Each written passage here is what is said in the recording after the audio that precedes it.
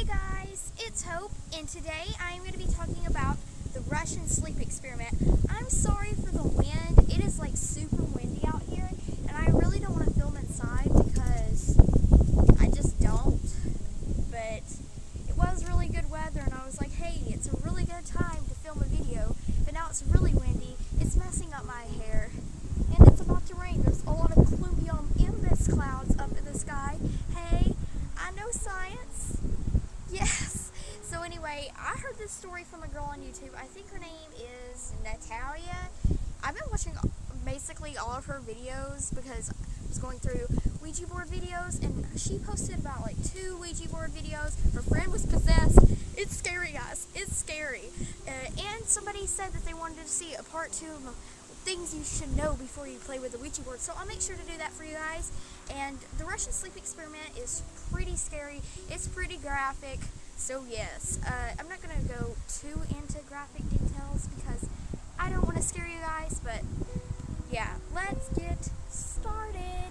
Okay, so this was a real thing. The Russian sleep experiment was back in Russia a really long time ago. This Russian scientist, a group of Russian scientists, came up with this type of gas that makes you sleep forever. They gathered up 4 or 5 scientists. Not scientists, I mean prisoners. Sorry. But anyway, they gathered up these prisoners. They put them in this chamber, and they were like, hey, if you can stay awake for 30 days, you'll be free. We'll let you go free. So they put magazines, they put food in there for them to last. All they had in there to communicate with them was a microphone. And yeah, so 2 days passed. They started acting really weird. They started whispering really weird and kind of crazy stuff into the microphone, like, we see you, we don't want to talk to you, all these weird things. And then 5 or 6 days passed, and one of the prisoners just started running around this chamber, screaming really intensely and really loud, and till their vocal cords busted. But after his vocal cords busted, or she, the person still wanted to scream really loud, and it was weird. And then after that, they all started to follow along and do it. It was really crazy.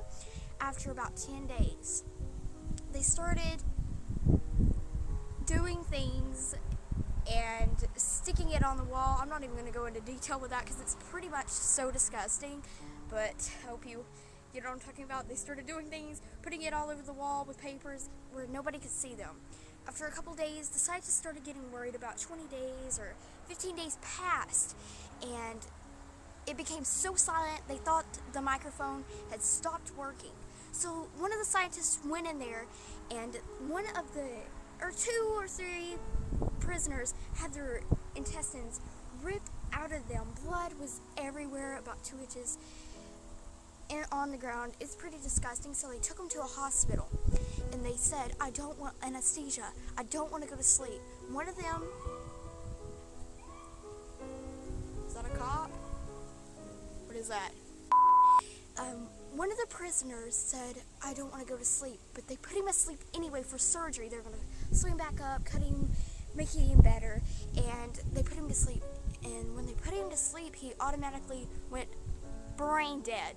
The nurses were telling the doctor, why don't we just not put one of them to sleep?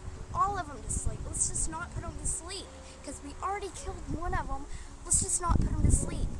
Okay, so they started doing the surgery while they were awake. And this is so creepy, guys. One of the prisoners told the doctor, keep cutting. Bro, what are you talking about? That is sad and disturbing. Yes. So anyway, they put them back in the chamber for more experimentation. I don't know if that's a word, but I just made it up. So after a day passed, they did not look like humans. They didn't sound like humans. They were absolutely monsters. So the scientists went up to one of the prisoners. They said, since you aren't a human anymore, what are you?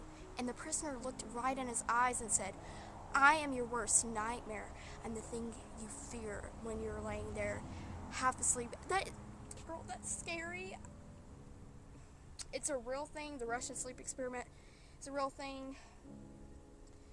I don't know. Tell me what you think in the comments down below. If you're new here, subscribe, like this video, and I will see you next time. Bye. Have a very spooky day.